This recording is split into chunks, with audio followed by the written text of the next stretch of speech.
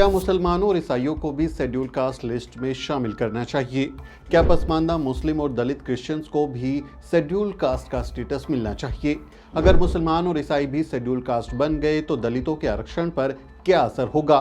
ये वो सवाल हैं जो इस वक्त न सिर्फ मुसलमानों और ईसाइयों के लिए अहम बन गए हैं, बल्कि दलित समाज के लिए भी इसके गहरे मायने हैं। क्योंकि अगर मुसलमान और ईसाई शेड्यूल कास्ट की लिस्ट में शामिल हुए तो दलितों को मिलने वाला 15% आरक्षण बढ़ जाएगा। दावा है कि मुसलमानों और ईसाइयों में भी जातिवाद और छुआछूत होता है, इसलिए पसमानदा मुसलमानों और दलित ईसाइयों को भी शेड्यूल कास्ट की लिस्ट में शामिल करना चाहिए और उन्हें भी दलितों की तरह ही लाभ मिलने चाहिए। इस मांग को लेकर दायर की गई याचिकाओं पर फिलहाल देश की सबसे बड़ी अदालत सुप्रीम कोर्ट में सुनवाई चल रही है। मुमकिन है आने वाले दिनों में इस बारे में कोई बड़ा फैसला भी आ जाए, लेकिन क्या ये मांग सही है? क्या मुसलमानों और ईसाइयों को भी ऐसी लिस्ट में शामिल करना चाहिए?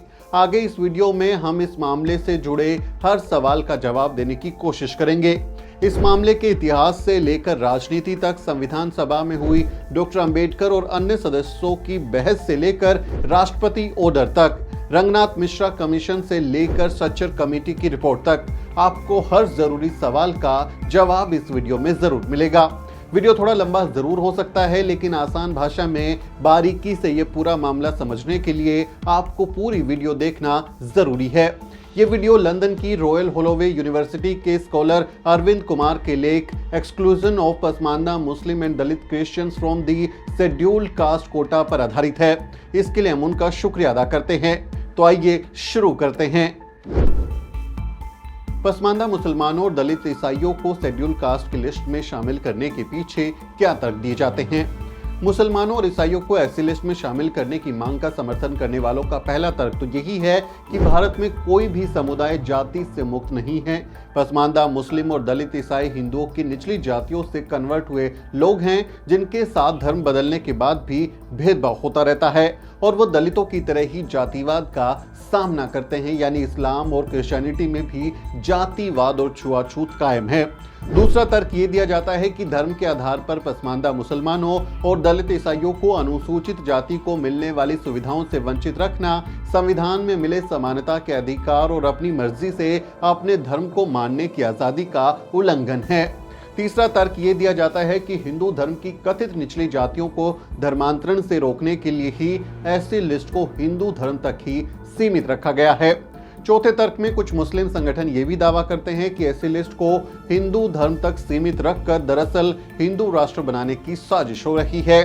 पांचवा तर्क ये दिया जाता है कि जानबूझकर 1940 के दशक में पसमानदा मुसलमानों और ईसाइयों को ऐसी लिस्ट से बाहर कर दिया गया था, जबकि वो पहले ही ऐसी लिस्ट में शामिल थे, ये भी दावा किया जाता है। और छठा तर्क ये दिया जाता है कि सिर्फ इसलिए मुसलमानों और ईसाइयों को आरक्षण के लाभ से वंचित नहीं रखा जा सकता क्योंकि वो हिंदू धर्म के अलावा किसी और धर्म का पालन करते हैं। सातवें तर्क के तौर पर अक्सर मुसलमानों की तरफ से, क्रिश्चियंस की तरफ से ये दावा किया जाता है कि ऐसी कई विधानसभा और लोकसभा सीटों को एससी के लिए आरक्षित कर दिया जाता है जहां मुस्लिम आबादी दलितों से ज्यादा है और इस वजह से विधानसभा और लोकसभा में मुसलमानों और ईसाइयों का प्रतिनिधित्व कम हो रहा है। खासकर 2006 में आई सच्चर कमेटी की रिपोर्ट इस बारे में कई भ्रम फैलाती है। सच्चर कमेटी की रिपोर्ट कहती है कि कई लोकसभा और विधानसभा की सीटें जहां मुस्लिम आबादी शेड्यूल कास्ट से ज्यादा है, उसे एससी के लिए रिजर्व कर दिया गया। ऐसी भी कई सीटें हैं जहां मुस्लिम की आबादी कम है और एससी की आबादी ज्यादा है, लेकिन फिर भी उसे अनारक्षित यानी कि अनरिजर्व सीट रखा गया है। इस आर्गुमेंट के आधार पर डिलिमिटेशन कमीशन की अक्सर आलोचना की जाती है। खासकर सच्चर कमेटी की रिपोर्ट के बाद ये आर्गुमेंट तेजी से वायरल हुआ। इसी कड़ी में रंगनाथ मिश्रा कमीशन की रिपोर्ट ने भी कई तरह के भ्रम फैला दिए हैं, जिसका जवाब वीडियो में आपको आगे मिलेगा। आठवां तर्क ये दिया जाता है, जो कि रंगनाथ मिश्रा की कमीशन की रिपोर्ट पर आधारित है, कि 1956 में सिखों और 1990 में बौद्धों को ऐसी लिस्ट में शामिल किया गया था, इसलिए मुसलमानों और ईसाइयों को भी शेड्यूल कास्ट की लिस्ट में शामिल किया जा सकता है। नौवां तर्क क्या है वो भी आपको बता देते हैं। नौवां तर्क ये है कि मुसलमान और ईसाई पहली ऐसी लिस्ट में शामिल थे जिन्हें बाद में जानबूझकर निकाल दिया गया। और 10वां तर्क ये है कि शेड्यूल कास्ट की लिस्ट असल में रिलीजन न्यूट्रल है, यानी कि ये धर्मनिरपेक्ष है, इसलिए मुसलमानों और ईसाइयों के दलितों को भी इसमें शामिल किया जा सकता है। आगे इस वीडियो में इन तमाम तर्क के आपको जवाब मिलने वाले हैं। आगे बढ़ते हैं। पसमानदा मुसलमानों और दलित ईसाइयों को एससी लिस्ट में शामिल करने की मांग का इतिहास क्या है, वो भी आपको जरूर जान लेना चाहिए। पसमानदा मुस्लिम और दलित क्रिश्चियंस उन लोगों को कहा जाता है जो हिंदू धर्म में जातिवाद से परेशान होकर या फिर अन्य कारणों से मुसलमान और ईसाई बन गए, लेकिन उनका दावा है कि धर्म बदलने के बाद भी उनके साथ जातिवाद होता रहा और अब उनकी हालत शेड्यूल कास्ट से भी खराब हो चुकी है। इसलिए इन लोगों की मांग है कि हमें भी एससी लिस्ट में शामिल किया जाए। सबसे पहले ईसाई संगठनों की ओर से एससी लिस्ट में शामिल होने की मांग उठी थी। 1990 के दशक की शुरुआत में ऑल इंडिया क्रिश्चियंस काउंसिल और Catholic bishop conference of India जैसे जो ईसाई संगठन हैं, उन्होंने इसकी मांग की और फिर इस मांग के रफ्तार पकड़ने के साथ ही ऑल इंडिया बैकवर्ड मुस्लिम मोर्चा जैसे मुस्लिम संगठनों में भी पसमानदा मुसलमानों को एससी लिस्ट में शामिल करने की मांग उठने लगी। उन्होंने इस मांग को समर्थन दिया। इसके बाद मुसलमानों की स्थिति को समझने के लिए बनाई गई सच्चर कमेटी और रंगनाथ मिश्रा कमीशन की रिपोर्ट आने के बाद इस मांग ने और भी रफ्तार पकड़ ली। लगातार कई पसमानदा मुस्लिम संगठन और दलित ईसाई संगठन कभी सुप्रीम कोर्ट में याचिका दायर कर रहे हैं तो कभी अखबारों में इस बारे में लेख लिख रहे हैं। रंगनाथ मिश्रा कमीशन की रिपोर्ट और फेक न्यूज। 29 अक्टूबर 2004 को यूपीए की मनमोहन सरकार ने national commission for religious and linguistic minorities यानी NCRLM 2007 बनाया था, जिसकी अध्यक्षता भारत के पूर्व चीफ जस्टिस रंगनाथ मिश्रा ने की थी।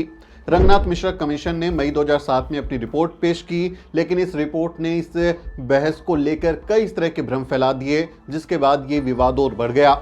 मिश्रा कमीशन की रिपोर्ट में कई कमियां थी और इस कमीशन ने अफवाहों को फैक्ट बनाकर पेश कर दिया। यानी रंगनाथ मिश्रा कमीशन ने कई ऐसे दावे किए जो असल में गलत थे। जैसे रंगनाथ मिश्रा कमीशन का पहला दावा यह था कि भारतीय संविधान शेड्यूल कास्ट श्रेणी को किसी खास धर्म तक ही सीमित नहीं रखता। रंगनाथ कमीशन का जो दूसरा दावा है वो ये है कि शुरुआत में शेड्यूल कास्ट श्रेणी सिर्फ हिंदुओं तक ही सीमित थी, लेकिन बाद में सुप्रा कॉन्स्टिट्यूशनल रीजंस की वजह से एससी में सिखों और बुद्धों को भी शामिल कर दिया गया, जो संविधान की मूल भावनाओं के साथ खिलवाड़ थी।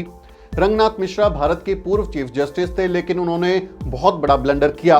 उन्होंने जो दावे किए वो फैक्चुअली इनकरेक्ट थे, यानी कि वो गलत दावे थे, उनमें तथ्यों में सच्चाई नहीं थी। रंगनाथ मिश्रा कमीशन ने अपनी रिपोर्ट में इस बात का दावा किया कि राष्ट्रपति ने 1950 के ऑर्डर में दलितों को, जो कि हिंदू समुदाय के दलित हैं, उनको शेड्यूल कास्ट की लिस्ट में शामिल किया। फिर 1956 में सिखों को एससी लिस्ट में शामिल किया और फिर 1990 में बौद्धों को भी शेड्यूल कास्ट की लिस्ट में शामिल कर दिया। इसलिए मुसलमानों को भी एससी लिस्ट में शामिल किया जा सकता है। आगे इस वीडियो में मैं आपको सबूतों के साथ बताऊंगा कि कैसे रंगनाथ मिश्रा और सच्चर कमेटी ने इस तरह के झूठ बोले और झूठ को फैक्ट कहकर पूरे देश में फेक न्यूज की तरह फैला दिया। क्या शेड्यूल कास्ट कैटेगरी हमेशा से ही धर्मनिरपेक्ष थी? रंगनाथ मिश्रा कमीशन का दावा है कि एससी लिस्ट रिलीजन न्यूट्रल थी, यानी इस लिस्ट में किसी भी धर्म के दलितों को शामिल किया जा सकता है। इस रिपोर्ट के आधार पर पसमानदा मुस्लिम और दलित क्रिश्चियंस ये कहते हैं कि हमें भी ऐसी लिस्ट में शामिल करना चाहिए, क्योंकि भारतीय संविधान का आर्टिकल 341 यानी कि राष्ट्रपति को शेड्यूल कास्ट लिस्ट तय करने का अधिकार धर्मनिरपेक्ष है और इसमें धर्म के आधार पर किसी को बाहर रखने का जिक्र नहीं है। आर्टिकल 341 भारत के राष्ट्रपति को यह अधिकार देता है कि वह ऐसी लिस्ट में किसी जाति को शामिल कर सकते हैं। लेकिन क्या सिर्फ आर्टिकल 341 को लिटरल वर्डिंग में पढ़ा जा सकता है? संविधान में लिखे आर्टिकल को हमेशा सिर्फ वैसा ही नहीं पढ़ा जाता जैसा कि वहां शब्दशः लिखा गया है, बल्कि उसे पढ़ते वक्त हमेशा संविधान सभा में हुई बहसों और निष्कर्षों को भी ध्यान में रखा जाता है। यानी वर्ड टू वर्ड उसको नहीं पढ़ा जाता कि लिटरल मीनिंग इसका क्या है। इसलिए संविधान सभा में पसमानदा मुसलमानों और ईसाइयों को एससी लिस्ट में शामिल करने को लेकर क्या बहस हुई थी उसे भी समझना बहुत जरूरी है, क्योंकि हमको ये मालूम होना चाहिए कि जब ये विवाद उठा था तो जो संविधान सभा को बनाने वाले जो लोग थे, संविधान बनाने वाले जो लोग थे, वो इस बारे में क्या सोच रहे थे। ये सवाल उस समय भी तो उठा होगा जब बाबा साहब डॉक्टर अम्बेडकर संविधान का ड्राफ्ट तैयार कर रहे थे। इसलिए आइए आपको हम लिए चलते हैं कॉन्स्टिट्यूएंट असेंबली की डिबेट्स की ओर, यानी कि संविधान सभा में हुई बहस की ओर। आप सबके दिमाग में ये ख्याल आता होगा कि जब हमारे संविधान में हर बात का जिक्र है तो फिर संविधान में शेड्यूल कास्ट या शेड्यूल ट्राइब की लिस्ट का जिक्र क्यों नहीं किया गया? क्यों संविधान ने इस बारे में कोई कहीं की लिस्ट नहीं दी गई है कि कौन शेड्यूल कास्ट या शेड्यूल ट्राइब होगा? जब हमारे नेता डॉक्टर अंबेडकर की अगुवाई में भारत का संविधान बना रहे थे, तब इस बात को लेकर खूब बहस हुई थी कि किसे SC/ST की लिस्ट में शामिल किया जाए और किसे नहीं किया जाना चाहिए। संविधान के ओरिजिनल ड्राफ्ट में SC/ST की एक लंबी चौड़ी लिस्ट डाली गई थी, यानी कि उसमें बताया गया था कि कौन जो है वो शेड्यूल कास्ट है, कौन शेड्यूल ट्राइब है, यानी बाकायदा सैकड़ों अनुसूचित जातियों और अनुसूचित जनजातियों के नाम लिखे हुए थे। लेकिन बाद में उसे संविधान से हटा लिया गया था। लेकिन इसे हटाया क्यों गया, क्या वजह थी कि संविधान ने ये SC/ST की लिस्ट को वहां से हटा दिया? दरअसल संविधान का ओरिजिनल ड्राफ्ट काफी मोटा हो गया था, एक मोटी भारी भरकम सी किताब वो बन गई थी। और जब इसे रिव्यू करने के लिए रखा गया, इसकी समीक्षा करने के लिए रखा गया, तो इस बात की जरूरत महसूस हुई कि भाई संविधान थोड़ा हल्का होना चाहिए, क्योंकि ये बहुत बोझिल हो गया है, काफी भारी हो गया है, लंबा हो गया है। इसलिए संविधान सभा ने आम सहमति से कई अनुच्छेदों, व्याख्याओं को और टिप्पणियों को या तो छोटा कर दिया था, या फिर उसे हटा दिया गया था, या फिर क्लब कर दिया था किसी के साथ में। SC/ST की लिस्ट को भी संविधान के ओरिजिनल ड्राफ्ट से हटा लिया गया था और संविधान सभा ने भारत के राष्ट्रपति को आर्टिकल 341 के तहत यह अधिकार दिया था कि राष्ट्रपति SC/ST की जो लिस्ट है, SC/ST की लिस्ट है, वो किसी जाति को शामिल कर सकेंगे। ये उसको अधिकार दे देते हैं राष्ट्रपति को, क्योंकि बहुत लंबी चौड़ी लिस्ट थी, सैकड़ों जातियां थी, बहुत ज़्यादा पेज और पन्ने उसमें भर गए थे, इसलिए उसको हटा के राष्ट्रपति को ये शक्तियाँ दे दी गई थी। यानी संविधान सभा ने SC/ST की जो लिस्ट का मामला है वो राष्ट्रपति के ऊपर छोड़ दिया था। इस बारे में संविधान सभा के जो एक सदस्य हैं, अहम सदस्य हैं, दलित सदस्य है VI मुनीस्वामी पिल्लई, उनका बयान बहुत अहम हो जाता है। VI मुनीस्वामी पिल्लई 17 सितंबर 1949 को इस बारे में कहते हैं कि राष्ट्रपति 26 जनवरी 1950 को ऐसे समुदायों की एक सूची प्रकाशित करेंगे जो अनुसूचित जाति की श्रेणी में आते हैं। आप इसे संविधान सभा की बहस में देख सकते हैं, उसकी रेफरेंस भी आपको मिल जाएगी, आप उसमें जाकर इसको रेफरेंस के तौर पर देख सकते हैं, वेरीफाई कर सकते हैं। इस बारे में बाबा साहिब डॉक्टर अंबेडकर ने भी 16 सितंबर 1949 को संविधान सभा में स्थिति साफ की थी। बाबा साहब ने कहा था कि हम संविधान से उन दो हिस्सों को हटाने का प्रस्ताव कर रहे हैं जिन्हें हमने मूल रूप से प्रस्तावित किया था, जिसमें कुछ समुदायों को अनुसूचित जाति और कुछ समुदायों को अनुसूचित जनजाति के रूप में गिना गया था। हमने सोचा कि इससे संविधान पर बहुत बोझ पड़ रहा है और इसे राष्ट्रपति के आदेश पर छोड़ा जा सकता है। ये हमारा वर्तमान प्रस्ताव है। मुझे लगता है कि उस स्थिति में अनुसूचित जाति और अनुसूचित जनजाति की परिभाषा खंडों को संविधान के किसी अन्य भाग में स्थानांतरित करना और एक विशिष्ट अनुच्छेद में ही उनके लिए प्रावधान करना आवश्यक होगा। ये कहते हुए कि राष्ट्रपति परिभाषित करेंगे कि अनुसूचित जातियां कौन हैं और अनुसूचित जनजातियां कौन हैं। ये बाबा साहेब डॉक्टर अंबेडकर का बयान है। इससे आप अंदाजा लगा सकते हैं कि ये कहना कि कोई बहस ही नहीं हुई थी इस बारे में, वो गलत है। संविधान सभा में SC/ST की परिभाषा का मसला भी उठाया गया था कि कौन SC होगा, कौन ST होगा। इस बारे में 17 सितंबर 1949 को संविधान सभा में SC/ST की परिभाषा के दौरान हुए सवाल जवाब काफ़ी अहम हो जाते हैं, आप उस रेफरेंस को देख सकते हैं। इस संदर्भ में ये भी अहम है कि डॉक्टर अंबेडकर का हस्तक्षेप ये समझाने के लिए था कि स्पेसिफाइड यानी निर्दिष्ट शब्द को डीम्ड यानी समझा जाए शब्द से बदल दिया गया, जिससे राष्ट्रपति को ऐसी सूची में नई जातियों और समुदायों को शामिल करने की अनुमति मिल गई। ये संविधान सभा में आप देखेंगे 17 सितंबर 1949 के दौरान बाबा साहेब डॉक्टर अंबेडकर का जो इंटरवेंशन है उससे आप समझ सकते हैं। डॉक्टर अंबेडकर ने प्रस्तावित किया कि SC का अर्थ है ऐसी जातियां, नस्लें या जनजातियां या ऐसी जातियां, नस्लों या जनजातियों के कुछ हिस्से या समूह जिन्हें इस संविधान के अनुच्छेद 301 के तहत इस संविधान के प्रयोजनों के लिए अनुसूचित जातियां माना जाता है। और इसी तरह ST वैसी कौन होगा, ST कौन होगा, उसकी परिभाषा दी है ऐसी जनजातियां या जनजातीय समूह, समुदाय या जनजातीय समुदाय के हिस्से या समूह जिन्हें संविधान के अनुच्छेद 320 के तहत संविधान के प्रयोजनों के लिए अनुसूचित जनजाति माना जाता है। यानी कि जो ओरिजिनल हमारा संविधान का ड्राफ्ट था उसमें आर्टिकल 300 और A और 300B में बाबा साहेब डॉक्टर अंबेडकर SC/ST की परिभाषा समझा रहे हैं। यानी संविधान सभा में SC/ST की परिभाषा तय की गई और राष्ट्रपति को SC लिस्ट में किसी जाति को शामिल करने का अधिकार दिया गया। इसके लिए काफ़ी विचार विमर्श हुआ था। दरअसल उस समय भारत जो है एक बनता हुआ राष्ट्र था ना, ये आप समझेंगे, आप सवाल आएगा कि भाई राष्ट्रपति को ये शक्तियाँ क्यों दी गई। ये तय किया जा सकता था ना कि कौन सी जातियां उसमें शामिल होंगी, राष्ट्रपति को ही ये क्यों दिया गया। दरअसल आप जानते हैं भारत जब आज़ाद हुआ 1947 में, उसके बाद भारत जो है वो बनता हुआ राष्ट्र था। कई राज्य भारतीय संघ में शामिल हो चुके थे, तो कई राज्य स्वतंत्र रियासत चला रहे थे, अपनी आज़ाद रियासत चला रहे थे कि हमको, कोई कह रहा था हमें ईस्ट पाकिस्तान में जाना है, कोई वेस्ट पाकिस्तान में जा रहा था, कोई आज़ाद रहना चाहता था। तो उस समय भारत बन रहा था और संविधान भी साथ साथ बन रहा था, इसलिए ये अधिकार राष्ट्रपति को दिया गया था ताकि ज़रूरत के हिसाब से SC/ST की जो लिस्ट है उसमें बदलाव किया जा सके। शेड्यूल कास्ट की लिस्ट बनाने का अधिकार संविधान को देने के साथ साथ राष्ट्रपति को भी दे दिया गया कि 341 के तहत राष्ट्रपति इसको तय करेंगे। लेकिन ईसाई और मुस्लिम संगठन कहते हैं कि SC की ये परिभाषा महज प्रशासनिक और कानूनी है, जबकि हकीकत ये है कि संविधान सभा में बहुत बहस हुआ था, बहुत विमर्श हुआ था, डिस्कशन हुआ था और उसके बाद ये लिस्ट तय की गई थी। और इस लिस्ट को तय करने का पैमाना सिर्फ और सिर्फ अनटचेबिलिटी यानी कि छुआछूत को ही माना गया है। संविधान सभा में अनटचेबिलिटी पर बाकायदा बहस हुई थी और कहा गया था कि कन्वर्ट हुए लोगों को SC लिस्ट में शामिल नहीं किया जा सकता। इस बारे में संविधान सभा के सदस्य मुन्नीस्वामी पिल्लई 17 सितंबर 1949 को कहते हैं, मैं इस सदन को उस पृष्ठभूमि से अवगत कराना चाहूंगा जिससे अनुसूचित जाति का विशेष नाम सामने आया है। ये अस्पृश्यता यानी अनटचेबिलिटी सामाजिक बुराई थी जो हिंदू समुदाय द्वारा सदियों से प्रचलित है, जो सरकार और लोगों के लिए जिम्मेदार थी कि वे हिंदुओं की श्रेणी में आने वाले उन लोगों के बारे में जाने जिन्हें हिंदू समाज के बाहरी इलाके में रखा गया है। 1916 में से भी पीछे जाएं, इसके पीछे जाएं तो ये वर्ष था जब सरकार ने पाया कि अछूत वर्गों के लिए कुछ किया जाना चाहिए। जब वे अछूत वर्ग कहते हैं तो उन्हें हमेशा हिंदू समझा जाता था, इस पर जोर दिया गया है, वो बता रहे हैं, और उन्हें मान्यता दी जानी थी। मद्रास में 6 समुदाय थे जो इस वर्गीकरण के अंतर्गत आते थे। मोंटेगो चेम्सफोर्ड सुधारों के दौरान उन्हें 10 कर दिया गया। 1930 में जब महात्मा गांधी का उपवास हुआ तो तभी देश को पता चला कि असली अछूत वर्ग कौन है, और 1935 के अधिनियम में सरकार ने पूरी चीज की गहन जांच की और जहां तक मद्रास प्रांत का संबंध है उन्होंने 86 समुदायों को इस सूची या श्रेणी में लाया। हालांकि कुछ टचेबल वर्ग भी थे।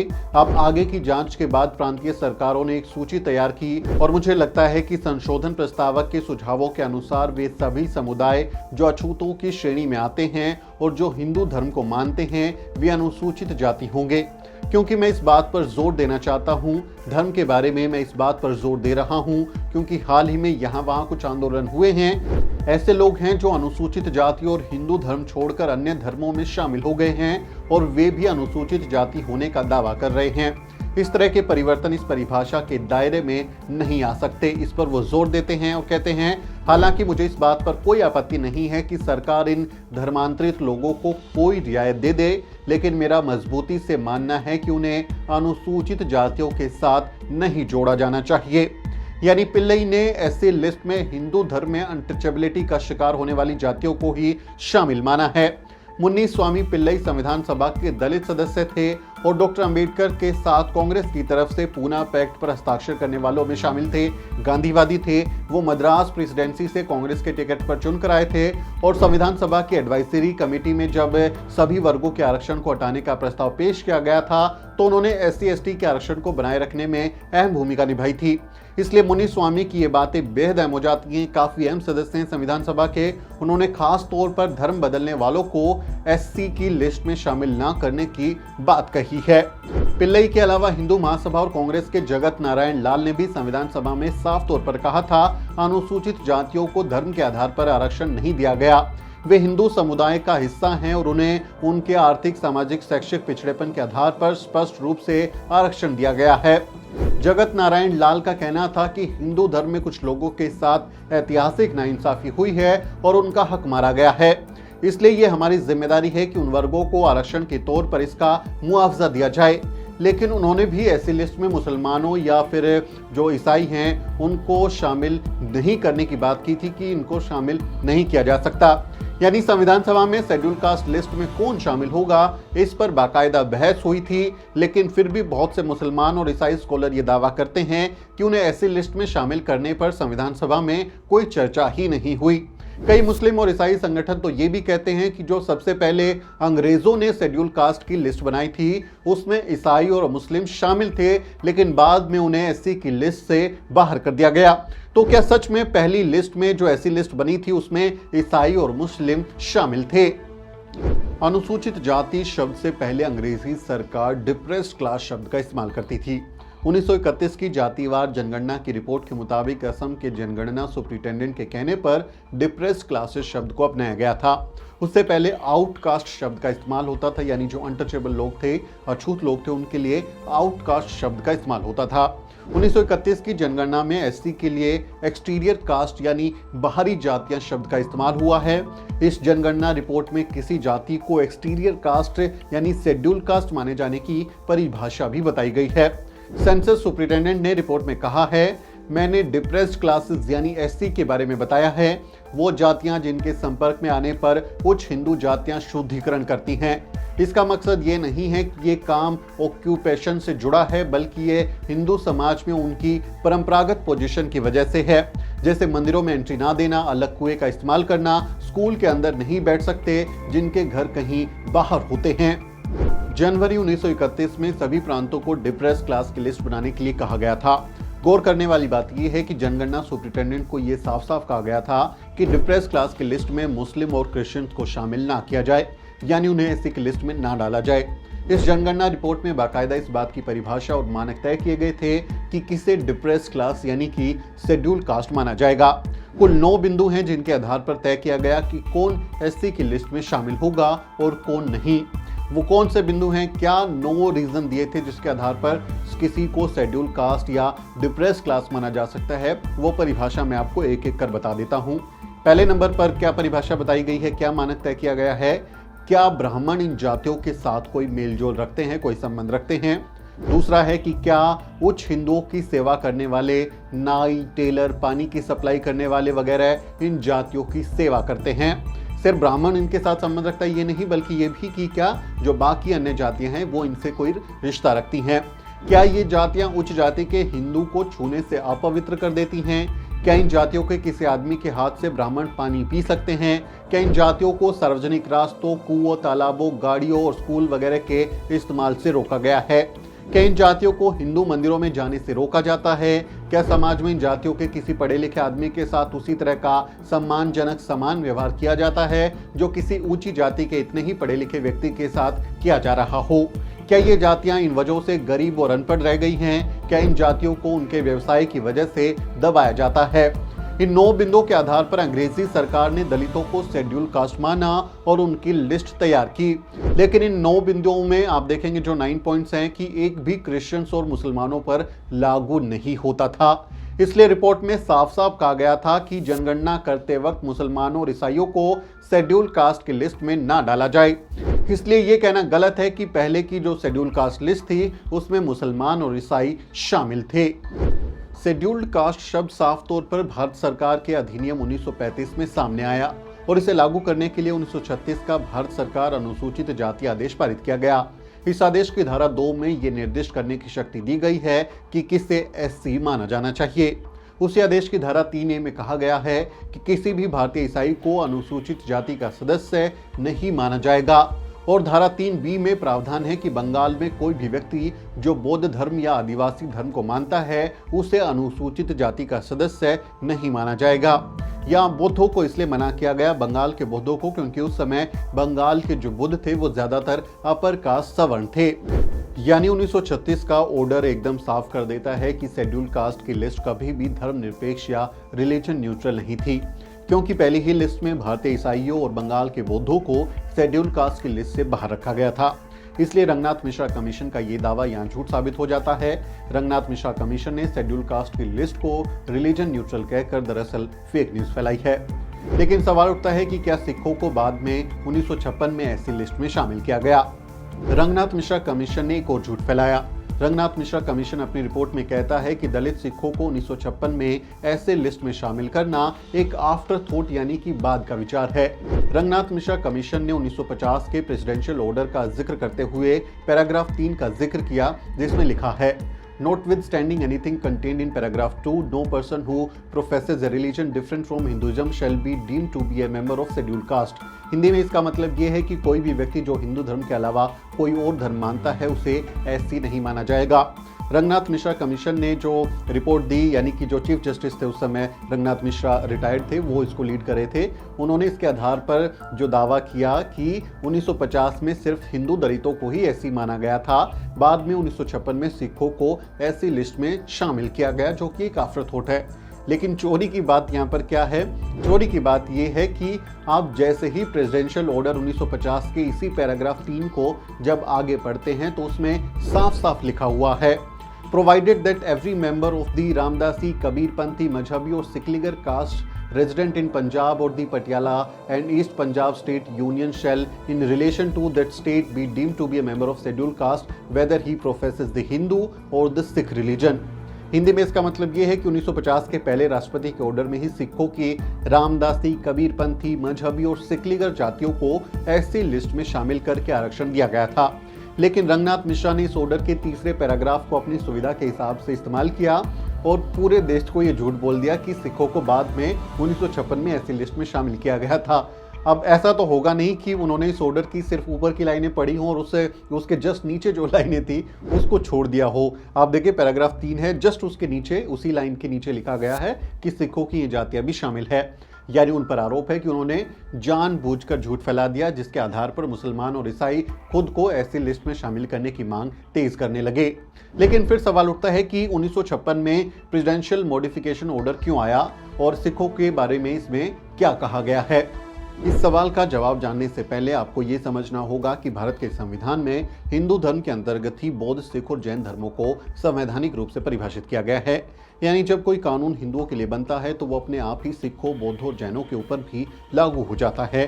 भारतीय संविधान का आर्टिकल 25 सबको अपना धर्म मानने की इजाजत देता है और इसी आर्टिकल के एक्सप्लेनेशन 2 को जब आप पढ़ते हैं तो वो साफ साफ कहता है कि हिंदू शब्द के अंदर ही सिख, बौद्ध और जैन भी समाहित किए गए हैं, इंक्लूडेड किए गए हैं। ऐसा करने के पीछे 2 मुख्य कारण बताए जाते हैं। पहला तो ये कि हिंदू, बौद्ध, सिख और जैन धर्म भारतवर्ष के ओरिजिनल धर्म हैं और इनमें कई तरह की समानताएं मानी जाती हैं, जबकि इस्लाम और क्रिश्चियनिटी विदेशी धर्म माने जाते हैं। इनकी प्रैक्टिसेस में कई भिन्नताएं हैं, ये बाहर से भारत में आए हैं।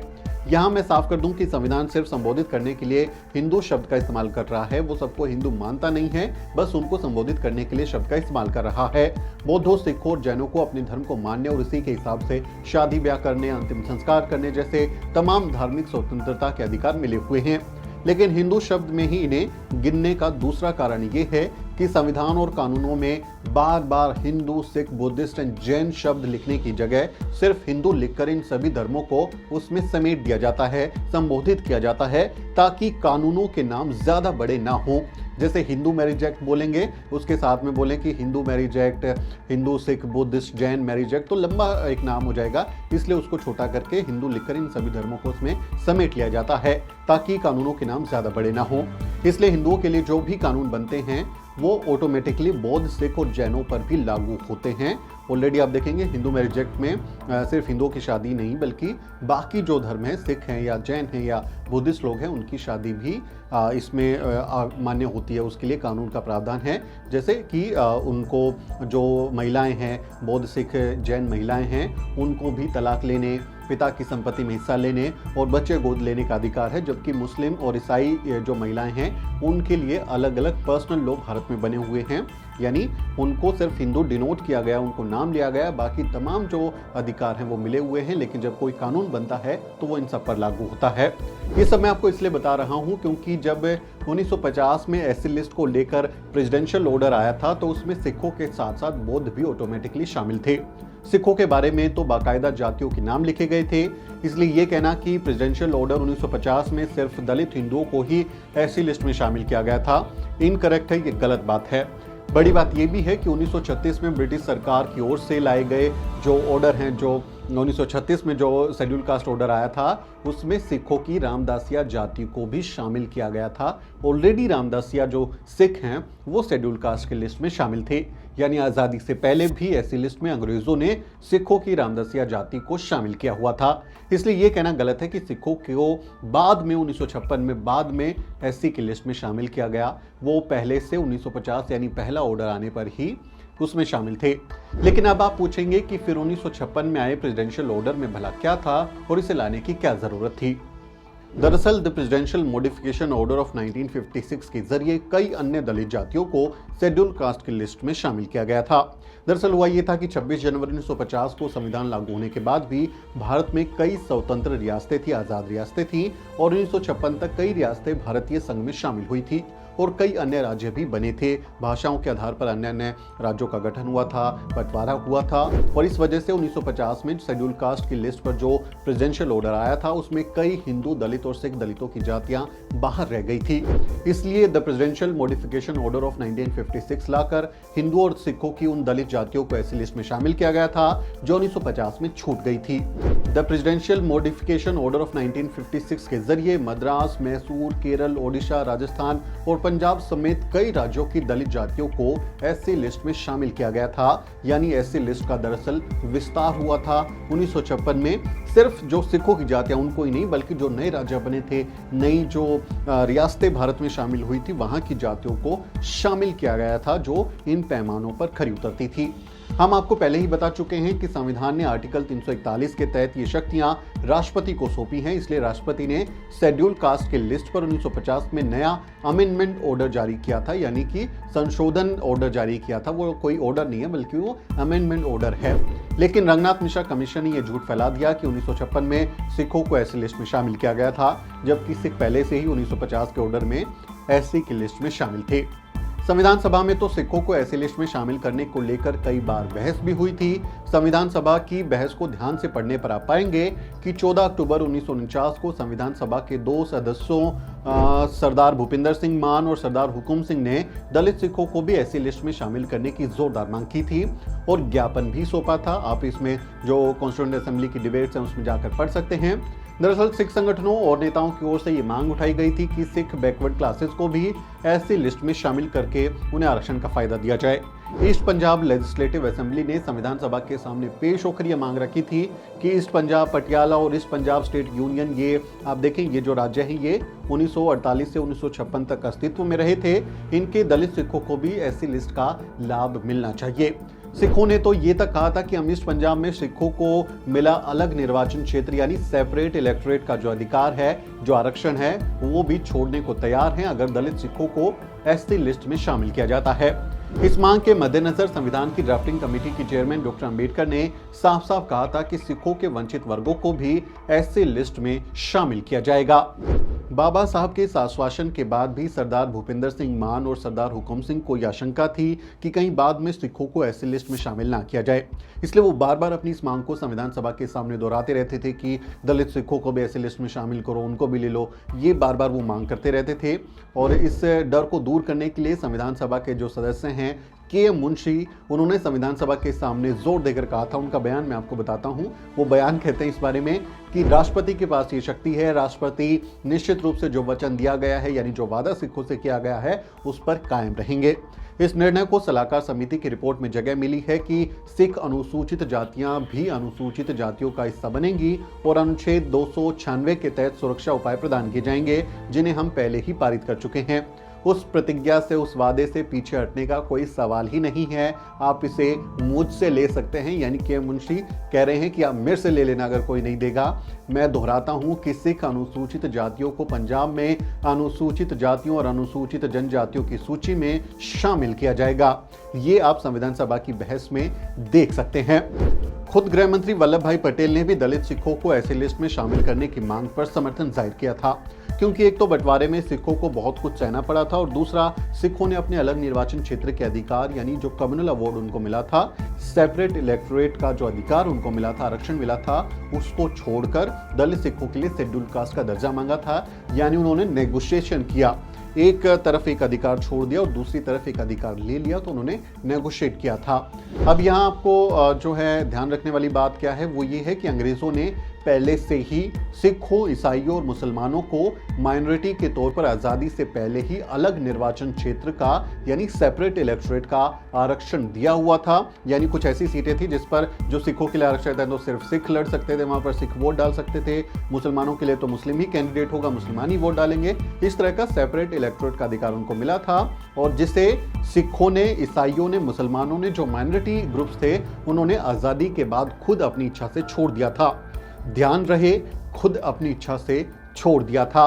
भारत में सबसे लेट जो है वो दलितों को ही आरक्षण का फायदा मिला था। उससे पहले तमाम जो माइनॉरिटी ग्रुप्स थे उनको मिल चुका था। आप देखिए 1932 में जब पूना पैक्ट होता है तो उसके बाद जो है दलितों को सेपरेट इलेक्टोरेट का अधिकार, वो तो कॉम्प्रोमाइज हो गया, लेकिन उससे पहले जो सेपरेट इलेक्टोरेट का अधिकार मिला था उसके बाद पूना पैक्ट हुआ और फिर आरक्षण का फायदा मिला। तो सबसे लेट अगर किसी को आरक्षण मिला है तो वो दलित समुदाय को ही मिला है। उससे पहले तमाम जो लोग थे उनको मिल चुका था। सिखों को, ईसाइयों को, मुसलमानों को आरक्षण मिला हुआ था। उन्हें सेपरेट इलेक्टोरेट का हक पहले से मिल चुका था। इसलिए दलितों के आरक्षण को जारी रखने के पीछे ये भी एक बड़ा कारण था, क्योंकि उन्हें 1932 के पूना पैक्ट के बाद ही आरक्षण मिलना शुरू हुआ था, यानी आजादी से कुछ साल पहले ही उनको आरक्षण मिला था। इसलिए इसे जारी रखा गया, क्योंकि दलितों की हालत उस समय भी बहुत बेहतर नहीं हुई थी, बहुत अच्छी हालत नहीं थी। इसलिए कहा गया कि यार इनका जारी रखिए, क्योंकि इनको अभी जरूरत है। लेकिन सवाल उठता है कि पसमानदा मुस्लिम और दलित ईसाइयों को एससी का दर्जा क्यों नहीं मिला? क्या संविधान सभा में पसमानदा मुस्लिम और दलित ईसाइयों को आरक्षण देने की कोई मांग नहीं उठी थी? संविधान सभा में 24 अगस्त 1949 को हुई बहस पर गौर करने से पता चलता है कि भारतीय संविधान के ओरिजिनल ड्राफ्ट में आर्टिकल 292 के तहत अल्पसंख्यकों यानी मुस्लिम, ईसाई, सिख और पारसियों को अलग से आरक्षण दिया गया था।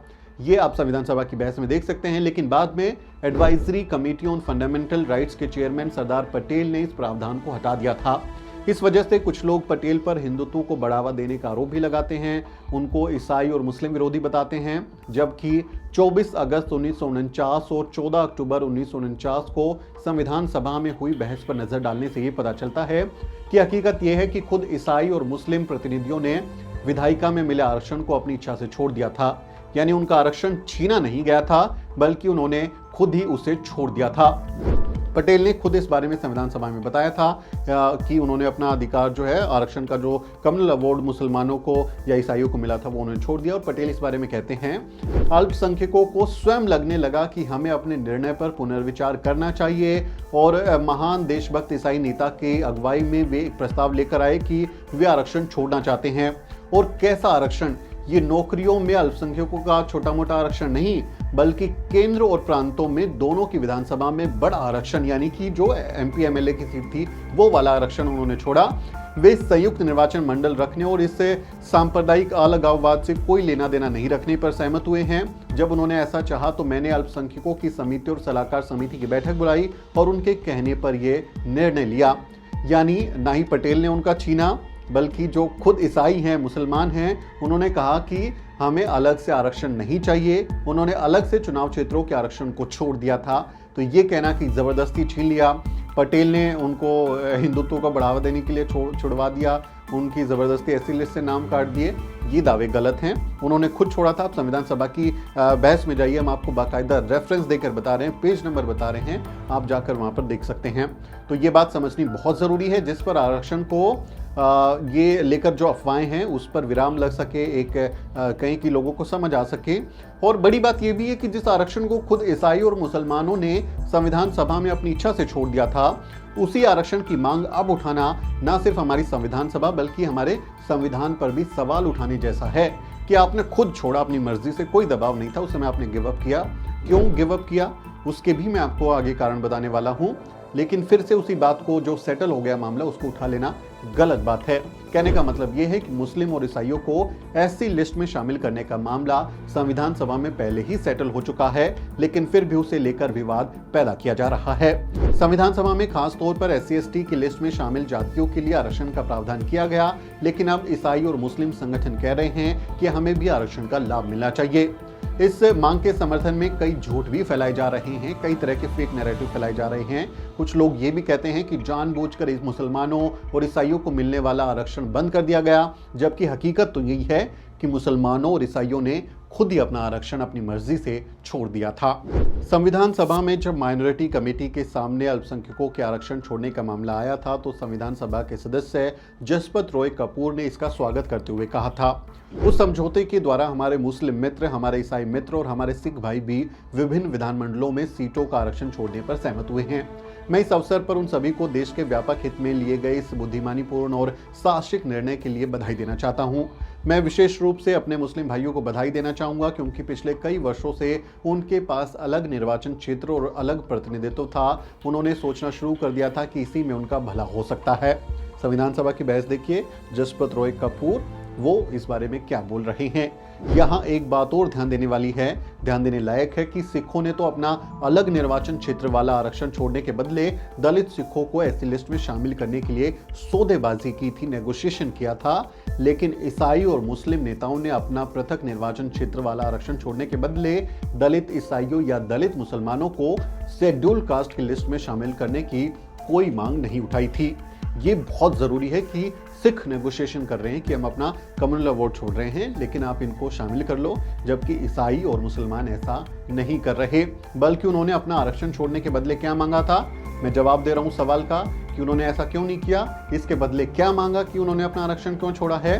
उन्होंने इसके बदले कल्चरल राइट्स को अपना माना, धर्म मानने, धर्म का प्रचार करने की आज़ादी और पर्सनल लॉ वगैरह की मांग की थी कि हमको अपने धर्म को मानने की आज़ादी हो, अपने शिक्षण संस्थान खोलने की आज़ादी हो, अपनी मर्जी से शादी करने की आज़ादी हो, तलाक लेने की आज़ादी हो। इस तरह के पर्सनल लॉ और पर्सनल चीज़ों को उन्होंने मांगा था, जिसे संविधान सभा में आर्टिकल 25 से 30 के बीच दे दिया गया था। बहुत ज़रूरी बात है कि उसके बदले इन्होंने क्या मांगा वो उनको मिल गया, यानी जिसने जो मांगा उसे संविधान सभा में वही मिल गया। लेकिन मुसलमानों और ईसाइयों ने पसमानदा और दलित ईसाइयों के लिए शेड्यूल कास्ट का दर्जा क्यों नहीं मांगा। इसे लेकर भी कई मत हैं। एक मत ये भी है कि दरअसल जब सिखों ने दलित सिखों के लिए एसटी का दर्जा मांगा तो उन्होंने ये स्वीकार किया था कि सिख धर्म में भी जातिवाद और छुआछूत कायम है, और जिन दलितों ने सिख धर्म अपनाया उन्हें धर्म बदलने के बाद भी ज्यादा फायदा नहीं हुआ। लेकिन मुसलमान और ईसाई ये स्वीकार ही नहीं करना चाहते थे कि उनके धर्म में जातिवाद और छुआछूत है, इसलिए उन्होंने ये मानने से इनकार कर दिया कि हमारे धर्मों में किसी तरह का जातिवाद होता है। बल्कि वो दावा करते रहे कि हमारे यहाँ तो कुछ नहीं है, हमारी किताबों में कुछ नहीं, हमारे धर्म में कोई जातिवाद भेदभाव नहीं है। जबकि सिखों ने एक्सेप्ट किया कि हाँ, हम ये जातिवाद को मिटा नहीं पाए, इनको जरूरत है। आज भी बहुत से मुस्लिम नेता और ईसाई संगठन इस बात का दावा करते रहते हैं कि हमारे धर्म में ना ही जातिवाद होता है, ना ही किसी तरह का छुआछूत होता है। वहीं दूसरी ओर अछूतों को आरक्षण पाने के लिए बहुत संघर्ष करना पड़ा था। आप देखें, जो दलित लोग हैं, इनको जो अनटचेबल्स हैं, उनको आरक्षण कैसे मिला, उसके लिए बहुत ज्यादा संघर्ष करना पड़ा था। पृथक निर्वाचन क्षेत्र के लिए डॉक्टर अंबेडकर को लंबी लड़ाई लड़नी पड़ी। वो गोलमेज सम्मेलन में गए, उन्होंने कितनी सारी चीजें सही, और लगातार कड़ी मेहनत के बाद उन्होंने अछूतों के लिए अलग निर्वाचन क्षेत्र का अधिकार हासिल किया। और इसके बाद आप जानते हैं क्या हुआ। इसके बाद गांधी आमरण अनशन पर बैठ गए और मजबूरी में बाबा साहेब डॉक्टर अंबेडकर को 1932 में पूना पैक्ट पर साइन करने पड़े। इसी पूना पैक्ट की वजह से अछूतों को अलग निर्वाचन क्षेत्र छोड़कर उसके बदले में नौकरियों, शिक्षा और विधायिका में आरक्षण दिया गया था। यानी हमने अपना कम्युनल वोट दिया, उसके बदले आरक्षण मिला। आरक्षण कोई खैरात नहीं है, हमारा हक अधिकार है, उसके बदले हमारे लोगों को मिला। यानी सबसे लेट 1932 में जब पूना पैक्ट हो जाता है, उसके बाद ही दलितों को, अनटचेबल को आरक्षण मिला था, और वो भी किस पे, अनटचेबिलिटी के आधार पर। जबकि सिख, ईसाई और मुसलमान जैसे जो माइनॉरिटी ग्रुप्स थे, उनको पहले से ही आरक्षण मिला हुआ था। अलग निर्वाचन क्षेत्र वाला आरक्षण वो पहले से ले रहे थे। मुसलमानों और ईसाइयों ने कभी अपने धर्मों में अनटचेबिलिटी की समस्या पर पूना पैक्ट जैसा कोई समझौता नहीं किया, और ना ही वो कभी अछूतों की तरह, दलितों की तरह जो ऐतिहासिक आंदोलन चल रहे थे उसमें शामिल हुए। आप देखें कि तमाम जो आंदोलन हुए, बाबा साहब डॉक्टर अंबेडकर महाड़ सत्याग्रह कर रहे हैं पानी पीने के अधिकार के लिए, कालाराम मंदिर में आंदोलन कर रहे हैं, तमाम आंदोलन होते हैं। लेकिन जो क्रिश्चियंस हैं या जो मुस्लिम्स हैं, वो कभी ऐसे आंदोलन का हिस्सा नहीं रहे। अगर उनके वहाँ अनटचेबिलिटी थी, ऐसे लोग थे, तो वो आंदोलन क्यों नहीं कर रहे थे, ये सवाल भी खड़ा हो जाता है कि उन्होंने किसी ऐतिहासिक आंदोलन में कोई भी हिस्सा क्यों नहीं लिया। और इसलिए जब सिर्फ जो हिंदुओं के अनटचेबिलिटी का शिकार थी, जो अपर कास्ट की जो अनटचेबिलिटी का शिकार थी, उसके आधार पर हुआ ये कि अनटचेबिलिटी को दरअसल हिंदुओं की ही समस्या माना गया कि यार ये समस्या तो हिंदुओं में है, बाकी तो कोई धर्म के लोग जो हैं वो प्रोटेस्ट करते नहीं, उनको तो कोई लेना देना नहीं। तो ये दरअसल हिंदू समाज की एक समस्या है। और जो मुस्लिम, ईसाई और सिख वगैरह हैं, वो अनटचेबिलिटी को लेकर चल रही तमाम लड़ाई और समझौते से खुद को बाहर रखते हैं। अगर मुस्लिम, ईसाई और सिख पूना पैक्ट में शामिल होते तो फिर उनको अपनी कुछ जो सीटें हैं वो छोड़नी पड़ती, ताकि वो अछूतों को मिल सके। क्योंकि अगर वो उसमें शामिल होते तो उनको सेपरेट इलेक्टोरेट मिला हुआ था, अलग से उनको निर्वाचन क्षेत्र मिला हुआ था, और वो उनको छोड़ना पड़ता, यानी अपना अधिकार थोड़ा सा कम करना पड़ता, और जो नए अछूत आ रहे थे उनको देना पड़ता। तो उसलिए उनको अपनी कुछ सीटें छोड़नी पड़ती, और वो इस पर कतई राजी नहीं थे, वो नहीं छोड़ना चाहते थे। इसलिए वो तीनों जो ग्रुप्स हैं, सिख हैं या फिर मुसलमान हैं, ईसाई हैं, वो पूना पैक्ट में शामिल नहीं हुए। ईसाइयों और मुसलमानों ने तो अपने यहाँ छुआछूत को कभी स्वीकार ही नहीं किया और यही वजह थी कि उन्होंने संविधान सभा में दलित ईसाइयों या दलित मुस्लिम जैसा कोई मुद्दा उठाया ही नहीं, कोई बात हुई ही नहीं, बल्कि इसके बदले में उन्होंने क्या मांगा? पर्सनल लॉ मांगे, धर्म की आजादी और प्रचार करने की मांग की, जो भारतीय संविधान के आर्टिकल 25 से आर्टिकल 30 में उन्हें मिल गई थी। तो ये वजह आपको जरूर याद रखनी चाहिए। मुसलमानों की कई जातियों को सामाजिक पिछड़ेपन के आधार पर ओबीसी की लिस्ट में शामिल किया गया है और उन्हें 27% आरक्षण पहले से ही मिल रहा है। साथ ही जो मुस्लिम जातियां ओबीसी की लिस्ट में नहीं आती, उन्हें ईडब्ल्यूएस कोटे में आरक्षण की सुविधा मिलती है। यानी कहने का मतलब ये है कि नौकरी और शिक्षा का जहां तक सवाल है, वहां मुसलमानों को ओबीसी और ईडब्ल्यूएस के तहत आरक्षण का फायदा पहले से ही मिल रहा है। ओबीसी में 27% आरक्षण मिलता है, जबकि एससी में सिर्फ 15% आरक्षण है। तो फिर आप ज्यादा आरक्षण को छोड़कर कम आरक्षण वाले ग्रुप में क्यों शामिल होना चाहते हैं? ये सवाल बहुत जरूरी हो जाता है। इसके पीछे सिर्फ यही वजह मानी जा रही है कि शेड्यूल कास्ट के लिए विधानसभा और संसद में सीटें आरक्षित होती हैं। इसलिए अगर मुसलमान और ईसाई शेड्यूल कास्ट की लिस्ट में आ गए तो दलितों के नाम पर विधायक और सांसद बन पाएंगे। यानी सारा खेल सिर्फ विधायक और सांसद बनने तक की सीमित माना जा रहा है, क्योंकि जहां तक सामाजिक और शैक्षणिक पिछड़ेपन की बात है तो उसके लिए आपको ओबीसी कोटे में आरक्षण का फायदा मिलता ही रहा है। आप 27% आरक्षण के हकदार हैं। अगर आपको लगता है कि ये कम है तो आप ओबीसी कोटे को बढ़ाने के लिए आंदोलन कीजिए, उसको 27% की जगह 50%, 60% अपनी आबादी के अनुपात में आरक्षण की वकालत कीजिए, लेकिन आप ऐसा कर नहीं रहे। रही बात अनटचेबिलिटी की, आप कहते हैं कि हमारे साथ इस्लाम में या फिर क्रिश्चियनिटी में अनटचेबिलिटी होती है, तो मुसलमानों और ईसाइयों में कन्वर्ट हुए दलितों के साथ जो भेदभाव होता है, छुआछूत होता है, उसके खिलाफ ऑलरेडी कानून है। भारत का संविधान आर्टिकल 17 में अनटचेबिलिटी का निषेध करता है, यानी भारत में किसी के साथ भी, सिर्फ दलितों के साथ नहीं बल्कि किसी के नागरिक के साथ भी छुआछूत करना गैर कानूनी है। आप आर्टिकल 17 पढ़िए। आप छुआछूत करने वाले के खिलाफ पुलिस में भी शिकायत दर्ज करवा सकते हैं। The protection of civil rights act 1955 Bharat के हर नागरिक को अनटचेबिलिटी से सुरक्षा की गारंटी देता है। अब देखें, section 7 in the protection of civil rights act 1955 के तहत छुआछूत करने वाले व्यक्ति को जेल भेजा जा सकता है और उस पर जुर्माना भी लगाया जा सकता है। कहने का मतलब यह है कि मुसलमानों और ईसाइयों को भी ऑलरेडी अनटचेबिलिटी के खिलाफ कानूनी सुरक्षा मिली हुई है। लेकिन अगर फिर भी पसमानदा मुस्लिम और दलित क्रिश्चियंस को ये लगता है कि मौजूदा कानून से वो खुश नहीं है, उससे फ़ायदा नहीं हो रहा, तो वो अपने लिए SC/ST एक्ट की तर्ज पर कोई स्पेशल लॉ बनाने की मांग कर सकते हैं। भारत सरकार संसद में इस पर कोई स्पेशल कानून बना सकती है, जिससे दलित मुसलमानों का, दलित ईसाइयों का जो भी कहें कि उनकी प्रॉब्लम्स है, उनका खात्मा हो जाएगा। इसलिए इन दोनों समूह को ऐसी लिस्ट में शामिल होने की मांग छोड़कर अपने लिए अलग स्पेशल लॉ बनाने की मांग करनी चाहिए। आप कहिए कि देखिए, मौजूदा कानून में हमारा फायदा नहीं हो रहा, हमारे साथ जो है अनटचेबिलिटी हो रही है, इसके लिए आप हमको स्पेशल कानून बना दीजिए। इसके लिए शेड्यूल कास्ट की लिस्ट में शामिल होना ही कोई हल नहीं है, यही एक मात्र फायदा नहीं है कि आप हो जाएंगे तो आप जो है आपके साथ भेदभाव बंद हो जाएगा। आप स्पेशल कानून की मांग कर सकते हैं। वैसे इस सवाल तो ये भी है कि जब आपने दलितों को धर्म परिवर्तन करने के लिए मनाया था तो आपने यही तो कहा था कि हमारे मजहब में कोई जाति भेद या छुआछूत नहीं होता। लेकिन अगर धर्म लेने के बाद भी दलित बस दलित ही रहते हैं, उनके साथ जातिवाद और छुआछूत होता है, तो फिर आपके धर्म को अपनाने का क्या फायदा है? फिर क्यों आप दलितों को कन्वर्ट करने के लिए अभियान चलाते हैं, तमाम तरीके के मिशनरी चलते हैं, अभियान चलते हैं? अगर आपका धर्म दलितों को जाति की बीमारी से छुटकारा नहीं दिला सकता तो फिर आपका धर्म किसी काम का नहीं है। आपको ये मानना होगा कि आपके धर्म में जो जाति की बीमारी है उसका कोई इलाज आपके पास में नहीं है। अगर आप जातिवाद से छुटकारा दिलाने का वादा करके दलितों को कन्वर्ट कराते हैं और धर्म बदलने के बाद उनके साथ आपके धर्म में भी भेदभाव होता है, जातिवाद होता है, तो उसका मतलब यही है कि आपका धर्म दलितों के साथ धोखा कर रहा है। ये छल है, उनके साथ धोखा है।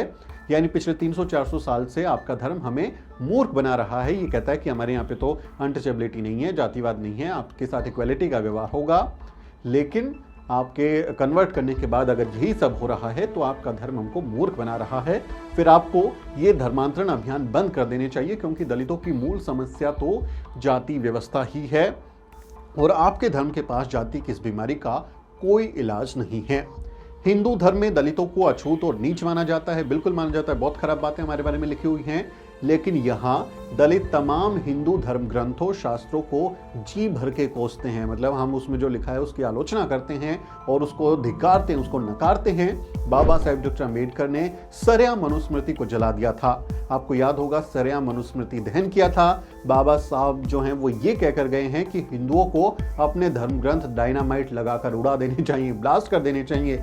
लेकिन क्या जो लोग खुद को दलित मुसलमान और दलित ईसाई कहते हैं वो इस्लाम या क्रिश्चियनिटी की किसी भी धार्मिक किताब के बारे में ऐसा कह सकते हैं? उनमें इतनी हिम्मत है कि वो ऐसा कह सकें कि देखिए आपके यहाँ तो भेदभाव हो रहा है और इनको खत्म करो, इसमें कोई फायदा नहीं है, इनको उड़ा दीजिए, डायनामाइट लगा के उड़ा दीजिए, बाबा साहब की भाषा का इस्तेमाल कीजिए। क्या आप कर सकते हैं? आप नहीं कर सकते। बाबा साहब ने यह भी कहा था कि मैं हिंदू के रूप में पैदा जरूर हुआ हूँ लेकिन हिंदू के रूप में मरूंगा नहीं। तो क्या दलित मुसलमान और दलित ईसाई जो ये अपने आप को बता रहे हैं, दलित मुसलमान दलित ईसाई, क्या ये कह सकते हैं कि हम दलित मुसलमान और दलित ईसाई के रूप में पैदा जरूर हुए हैं लेकिन मरेंगे नहीं? क्या आप कह सकते हैं ऐसा? अगर आपका धर्म आपको जाति से छुटकारा नहीं दिला पा रहा तो क्या आप में से किसी में भी ऐसे धर्म को छोड़ने की हिम्मत है? क्या आप छोड़ सकते हैं उसको कि मेरे को तो इसमें फायदा नहीं हुआ, जाति व्यवस्था का शिकार मैं वहां भी था और यहाँ पर भी हूं तो मैं इस धर्म को छोड़ दूंगा? क्या आप ऐसा कर सकते हैं? क्या आप ऐसा करने की हिम्मत रखते हैं? अगर आपको एससी का दर्जा ही चाहिए, आप सिर्फ ये चाहते हैं कि आप शेड्यूल कास्ट की लिस्ट में शामिल हो जाएं, तो आप जो है बुद्धिस्ट बन जाएं। बाबा साहब डॉक्टर अम्बेडकर के रास्ते पे चलिए। दलितों के सबसे बड़े नेता बाबा साहब डॉक्टर अम्बेडकर हैं, वो बुद्धिस्ट बन गए, बौद्ध धर्म उन्होंने अपनाया और आप जैसे ही बुद्धिस्ट बनेंगे तो आप ऑटोमेटिकली शेड्यूल कास्ट की लिस्ट में शामिल हो जाएंगे। फिर आपको एससी एसटी एक्ट का फायदा भी मिलेगा और आप दलितों के लिए रिजर्व सीटों से विधायक और सांसद भी बन जाएंगे। ये फायदा आपको हो सकता है तो आप कर लीजिए। आप जाइए बुद्धिज्म में, आप बुद्धिस्ट बन जाइए, आपको ये दोनों फायदे मिलेंगे क्योंकि आपके यहाँ पे तो अनटचेबिलिटी है, जातिवाद हो रहा है और उससे आपका कोई भला नहीं हो रहा। आप चाहें तो ऐसा कर सकते हैं। शेड्यूल कास्ट के लोग हिंदू धर्म के खिलाफ बगावत किए रहते हैं, लगातार आप देखें आंदोलन करते हैं, तो फिर दलित मुसलमान इस्लाम में जातिवाद को मिटाने के लिए कोई अभियान क्यों नहीं चला रहे? क्यों दलित क्रिश्चियनिटी में सुधार के लिए कोई राष्ट्रीय आंदोलन नहीं चला रहे कि देखिए इनके यहाँ जातिवाद है? ये वो सवाल हैं जिनका जवाब आपको जरूर देना चाहिए। और सवाल ये भी है कि दलितों की लड़ाई में शामिल क्यों नहीं होते दलित मुसलमान और दलित ईसाई? जो लोग खुद को दलित मुसलमान और दलित ईसाई बता रहे हैं, आपसे मेरा ये सवाल है कि अगर आप खुद को दलित ही मानते हैं तो फिर आप दलितों की किसी भी लड़ाई में साथ क्यों नहीं खड़े होते? दलित कभी मंदिर में एंट्री के लिए आंदोलन करते हैं तो कभी पानी पीने के लिए लड़ते हैं, कभी स्कूल में पढ़ाई करने के लिए आंदोलन करते हैं, तो कभी बाबा साहब के जन्मदिन पर सरकारी छुट्टी कराने के लिए आंदोलन करते हैं। शेड्यूल कास्ट के जो लोग हैं, आप देखिए कभी उन्होंने बाबा साहब के नाम पर किसी यूनिवर्सिटी का नाम रखने के लिए महीनों तक आंदोलन किया। महाराष्ट्र का जो नामांतर आंदोलन उसको याद कीजिए। तो कभी बाबा साहब की राइटिंग्स एंड स्पीचेस को प्रकाशित कराने के लिए उन्होंने अनशन किया, प्रदर्शन किया, तमाम आंदोलन किए। आप बताइए, अगर आप भी दलित ही हैं तो फिर आप दलितों के इस आंदोलन में नजर क्यों नहीं आते? जब सुप्रीम कोर्ट ने आपके दलित भाई बहनों को सुरक्षा देने वाले एससी एसटी एक्ट को कमजोर कर दिया था और दलितों को इस कानून की रक्षा के लिए अपनी जान देनी पड़ी थी, तब 2 अप्रैल 2018 के भारत बंद में दलित मुसलमान और दलित ईसाई शामिल क्यों नहीं थे? ये जरूरी सवाल हो जाता है। आप इस बात का भी जवाब दीजिए कि जब दलित समाज एकजुट होकर किसी बहुजन पार्टी को सत्ता में लाने की कोशिश करता है तो आप दलितों के साथ मिलकर वोट क्यों नहीं करते? अगर आप भी दलित ही हैं तो आपको हमारी सामाजिक और राजनीतिक लड़ाई में हमारा साथ देना चाहिए। अगर आप भी दलित ही हैं तो फिर रिजर्व सीट पर किसी दलित व्यक्ति के चुनाव लड़ने का आप विरोध क्यों कर रहे हैं? अगर आप भी दलित ही हैं तो फिर किसी दलित को अपना लीडर मानने में क्या दिक्कत है? फिर आपको क्या दिक्कत है? आप भी दलित करें खुद को, तो उसको जो जीत गया है उस सीट पर, उससे बड़े आपको समस्या क्या है? आपको क्या दिक्कत है? अगर आप दलित हैं तो आप बताइए कि आपके धर्म में आपका शोषण करने वाले कौन हैं? शेड्यूल कास्ट के साथ ठाकुर ब्राह्मण जैसी जातियां भेदभाव और अत्याचार करती हैं। अगर आप भी दलित ही हैं तो फिर आपके यहाँ भी तो कोई ठाकुर ब्राह्मण जातियां होंगी जो आपके साथ छुआछूत करती होंगी, एट्रोसिटी करती होंगी। वो जातियां कौन हैं? उनके नाम बताइए। सिर्फ शेड्यूल कास्ट के नाम पर सांसद विधायक बनने की लड़ाई नहीं होनी चाहिए, बल्कि उनके आत्मसम्मान की लड़ाई में आपको उनका साथ देना चाहिए। उम्मीद है आपको इस वीडियो से ये बात समझ आई होगी कि पसमानदा मुसलमानों और दलित ईसाइयों को क्यों शेड्यूल कास्ट का दर्जा नहीं मिलना चाहिए। इस वीडियो में हमने आपको संविधान सभा की बहस से लेकर रंगनाथ मिश्रा कमीशन के झूठ तक हर तथ्य और घटनाओं को सबूतों के साथ आपके सामने पेश किया। उम्मीद है इस मामले पर आपको अपनी समझ बनाने में आसानी हुई होगी। मैं यहाँ साफ कर दूं कि मैं किसी मुस्लिम संगठन का, मुसलमानों का या ईसाइयों का विरोधी नहीं हूँ, लेकिन मैं अपने दलित समाज के हक अधिकारों पर हो रहे हमले के खिलाफ हूँ। सामाजिक न्याय की लड़ाई में हम हमेशा मुसलमानों और ईसाइयों के साथ खड़े रहे हैं, साथ देते आए हैं और आगे भी देते रहेंगे, लेकिन आपको भी हमारा साथ देना होगा। ये आपके लिए जो है ज़रूरी हो जाता है कि आप भी साथ दें। आपका हम साथ देते हैं तो साथ देने की कीमत आप हमसे नहीं वसूल कर सकते। जो आपको अपने घर का आने का न्योता देता है, चाय पानी पिलाता है, खाना खिलाता है, आप उसी को उसके घर से निकाल कर बाहर नहीं फेंक सकते और उसके घर को अपना घर नहीं बता सकते। ये बात को आपको समझनी होगी। बात बस इतनी सी है। आपका इस बारे में क्या कहना है, इससे पूरी डिबेट पर आपकी क्या ओपिनियन है, कमेंट करके जरूर लिखें। आपके कमेंट बहुत इंपॉर्टेंट होते हैं। वीडियो को अन्य लोगों के साथ शेयर भी करें ताकि वो इस मामले पर अपना ज्ञान वर्धन कर सके, उनको फैक्ट के बारे में मिले। रंगनाथ मिश्रा जैसी झूठ या फेक न्यूज के शिकार वो ना हो, फैक्ट उनको पता चले, इसलिए इसको शेयर करें और चैनल को सब्सक्राइब करना ना भूलें। अगर आप चाहते हैं कि हम इसी तरह से आपके लिए इंटरेस्टिंग वीडियोस लाते रहें तो आपको हमारी आर्थिक मदद भी करनी होगी। बिना पैसे के काम नहीं होता भाई, तमाम चीज़ों के लिए आर्थिक संसाधन चाहिए होते हैं, इसलिए आपको मदद भी करनी होगी। मेरा नाम सुमित चौहान है और इस पूरी वीडियो स्टोरी को रिकॉर्ड करने में, एडिट करने में मेरी मदद कर रहे हैं मेरे सहयोगी मोहित। हम अगले वीडियो में आपसे मिलेंगे। वीडियो के अंत में आपसे एक छोटी सी अपील। साथियों, अगर आपको द न्यूज वीक का काम पसंद है और आप चाहते हैं कि हम यूं ही अम्बेडकरवादी पत्रकारिता करते रहें तो हमारी आर्थिक मदद जरूर करें। आप अपनी स्क्रीन पर दिखाई दे रहे इस QR कोड को स्कैन करें और न्यूज वीक फाउंडेशन के खाते में अपनी दान की राशि भेजें। QR कोड के अलावा आप UPI के जरिए भी मदद कर सकते हैं। आप हमारी UPI ID newsweek@yes बैंक पर भी मदद भेज सकते हैं। इसके अलावा आप हमारे अकाउंट में भी मदद भेज सकते हैं। खाते का नाम है Newsweek Foundation, account number है 02358800000640। IFSC कोड है YesB000235। बैंक का नाम यस बैंक है और ब्रांच है नेहरू पैलेस, दिल्ली। आप डोनेशन के एवज में इनकम टैक्स में भी छूट पा सकते हैं। डोनेशन की रसीद पाने के लिए ट्रांजैक्शन का स्क्रीनशॉट हमें भेजें। टाइप करें डोनेशन स्पेस आपका नाम और हमें 8595794224 पर व्हाट्सएप करें।